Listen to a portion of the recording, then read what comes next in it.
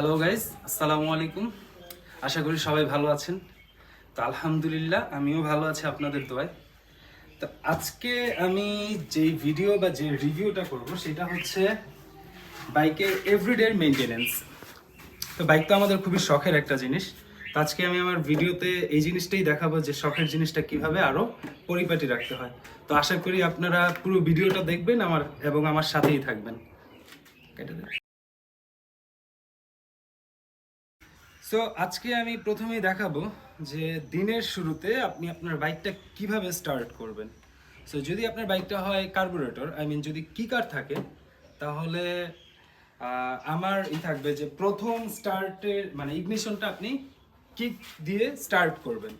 And যেহেতু আমারটা FI ABS, you can see FI ABS, and সেক্ষেত্রে আমরা প্রথমে বাইকটা যেহেতু সম্পূর্ণ ব্যাটারির উপর ডিপেন্ড করে, তো ব্যাটারিটাকে রান রাখতে হলে বা আপনি যখন কোনো লং রাইডে যাবেন, ধরেন অফিসে যাচ্ছেন, একটু লেন্দি রোড, তো সেই ক্ষেত্রে প্রথমে আপনার ব্যাটারিটা চেক দেওয়ার জন্য আপনি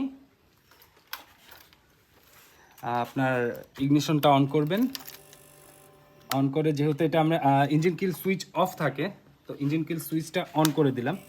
অ্যান্ড একটা আওয়াজ হয় আই গেস মোটরের, অ্যান্ড সেইটা 3 সেকেন্ডের মতো থাকে। সেইটা শেষ হওয়ার পরে আপনি স্টার্ট করবেন ক্লাচ চেপে।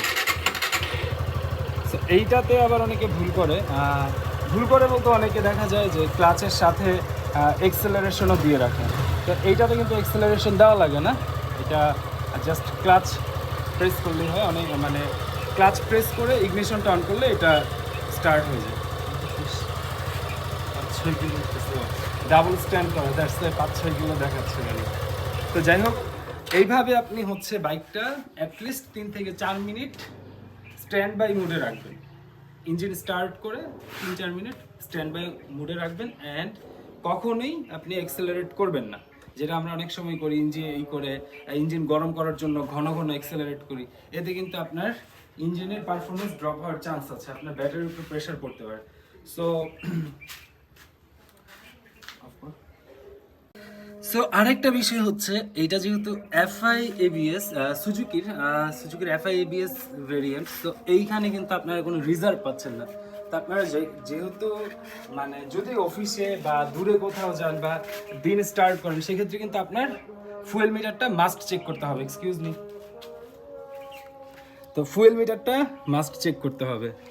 তো এই জিনিসগুলো আসলে প্রবলেম হয় যারা গ্রাম সাইডে ড্রাইভ করে বা রাইড করে, তাদের জন্য এটা বেশি প্রবলেমের। কারণ হচ্ছে ফুয়েল যদি আপনি চেক না করেন, অ্যান্ড ফুয়েল যদি অলওয়েজ চেকের মধ্যে না রাখেন, তাহলে কিন্তু দেখা যায় যে অন দ্য ওয়ে আপনার বাইকটা অফ হয়ে যাবে। অ্যান্ড আরেকটা বিষয় হচ্ছে এই বাইকের কিন্তু আরেকটা আছে, প্রবলেম না এটা। এখন আমরা তো মেইনলি বাইকের ফুয়েল শেষ হয়ে গেলে, রিজার্ভে গেলে দেন ফুয়েল ভরি। আর এছাড়া যদি আপনি এফআই এর ক্ষেত্রে যেটা করতে হবে, যদি বাইকের পারফরমেন্স আপনি পারফেক্টলি চান, সেক্ষেত্রে আপনার করতে হবে ফুয়েল শেষ হওয়ার আগে আপনার ফুয়েল রিফিল করতে হবে। দেখা যায় 1-2 লিটার থাকতে থাকতে আপনি রিফিল করে নিতে পারেন। আপনার ফুয়েল আপনারই থাকতেছে, জাস্ট এটা হচ্ছে অনেকটা ডিপোজিটের মতো, যে ফুয়েলটা রইল। তো সেক্ষেত্রে আপনি ইঞ্জিনের পারফরমেন্স ভালো পাবেন, মাইলেজ ভালো পাবেন। এই দুইটা দিক যদি আপনি ক্লিয়ার রাখতে পারেন, তাহলে আই গেস এই বাইকটা থেকে বেটার মাইলেজ পাবেন, এবং যে রিজার্ভ নিয়ে যে প্যারা খাওয়া লাগে অনেকের, সেই রিজার্ভের প্যারাটা আর খাওয়া লাগবে না। ওকে, সো আজকে বাইকের মেইনটেনেন্সের বিষয়ে আমি একটা ছোট্ট টিপস দিব। সেটা হচ্ছে আপনি কিভাবে আপনার বাইকের পেইন্টটাকে অনেক বেশি গ্লসি, অনেক বেশি শাইনি রাখতে পারেন। তো সেক্ষেত্রে আমরা কিন্তু এমএসআই ব্লগসে দেখছি যে ভাইয়া দেখাইছে আমাদের যে 17 ন্যানো কোটিং। 17 ন্যানো কোটিংটা হ্যাঁ অবশ্যই ভালো। তো ফর নাও আমি এখনো এটা পারচেস করিনি, আমি ইউজ করিনি, বাট এইটা আমি ইউজ করছি। তো এই জিনিসটা আমার কাছে ভালো লাগছে। এটা আসলে আমি হাতে নিয়ে দেখছি যে আসলে কেমন যেন একটা লেয়ার তৈরি করে দেয়। আমি যখন এই লেয়ারটাই করি, তখন আমার হাতের ফিলটা অন্যরকম লাগে। তো আজকে আমরা এইটা অ্যাপ্লাই করব আমার বাইকে। আর অবশ্যই আপনি ট্রাই করবেন অ্যাপ্লাই করার আগে পুরো বাইকটা ভালো মতো পরিষ্কার করে নিতে। ওয়াশ তো করবেনই, ওয়াশ করার পরে এই মাইক্রোফাইবার টাইপ কিছু একটা দিয়ে আপনি আপনার বাইক অলওয়েজ ক্লিন করবেন। বিকজ মাইক্রোফাইবার যদি ইউজ না করেন, মাইক্রোফাইবার ক্লথ, সেক্ষেত্রে অন্যান্য ক্লথের যেই ইগুলো থাকে, সেগুলো কিন্তু আপনার বাইকের উপর স্ক্র্যাচ তৈরি করে দেয়। সো সো আমি এখন অ্যাপ্লাই করব। তো অ্যাপ্লাই করতে করতে আমি ভিডিওটা দেখাচ্ছি আপনাদের। অফ করে দেই।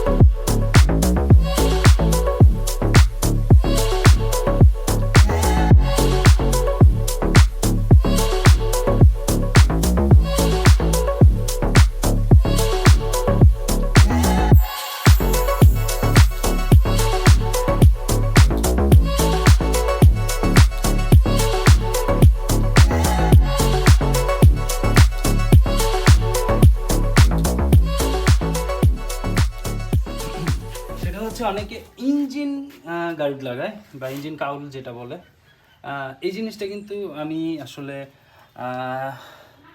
আমার কাছে পার্সোনালি ভালো লাগে না। কারণ হচ্ছে আপনি যখন ইঞ্জিন কাউল লাগাবেন, এটা হচ্ছে একটা এয়ার কুল ইঞ্জিন, অ্যান্ড যেই এয়ারের যেই কী বলে সাপ্লাইটা, এই সাপ্লাই চেইনটা কিন্তু ব্লক হয়ে যায় এই ইঞ্জিন কাউল লাগানোর কারণে। তো সেক্ষেত্রে কিন্তু আপনার বাইকের পারফরমেন্স ড্রপ করতে পারে।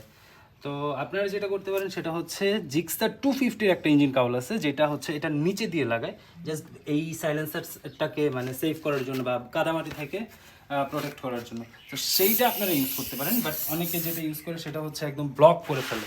তো ভাই ব্লক করলে কিন্তু আপনার ইঞ্জিন প্রপার পাবে না, এয়ার পাবে না। এয়ার সাপ্লাই না পেলে কিন্তু আপনার ইঞ্জিনে পারফরমেন্স ড্রপ করবে, মানে ইঞ্জিনটা হিট হবে।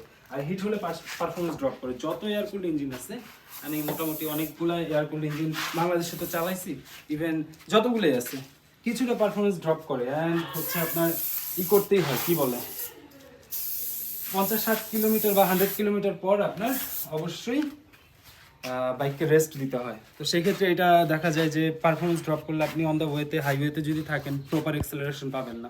তো সেই ক্ষেত্রে আপনাদের এইটা অ্যাভয়েড করতে হবে। তো যাই হোক, আমি কিন্তু পুরোটা প্লাস্টিক সারফেস আমি কিন্তু কি বলে স্প্রে করে দিছি। অ্যান্ড এটাকে 5 মিনিট রাখবো। 5 মিনিট পরে আমি এটা ক্লিন করবো। অ্যান্ড এর আগের লুকের সাথে আমি একটা কম্পারিজন পিক দিয়ে দিব আপনাদের, যে আগেরটা কেমন ছিল অ্যান্ড এইটা কেমন ছিল। সো আরেকটা জিনিস খেয়াল করতে হবে, মেটাল এরিয়াতে কিন্তু ভুলেও দেওয়া যাবে না। আমি বারবার বলতেছি যে মেটাল এরিয়াতে এটা ভুল করেও দেওয়া যাবে না।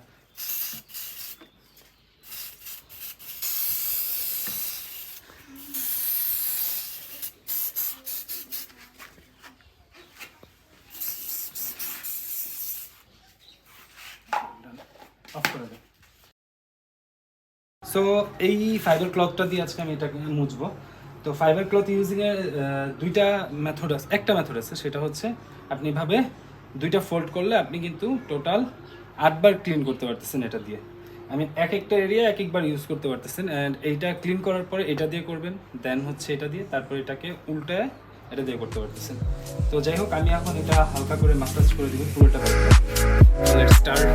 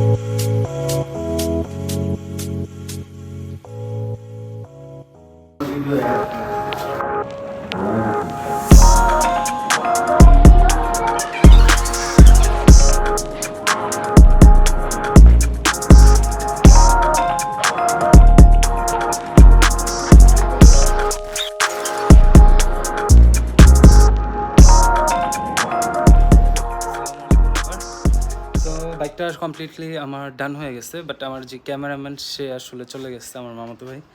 সো অ্যাকচুয়ালি আমি বাইকের ভিডিওটার এন্ডিংয়ের জন্য আসছি।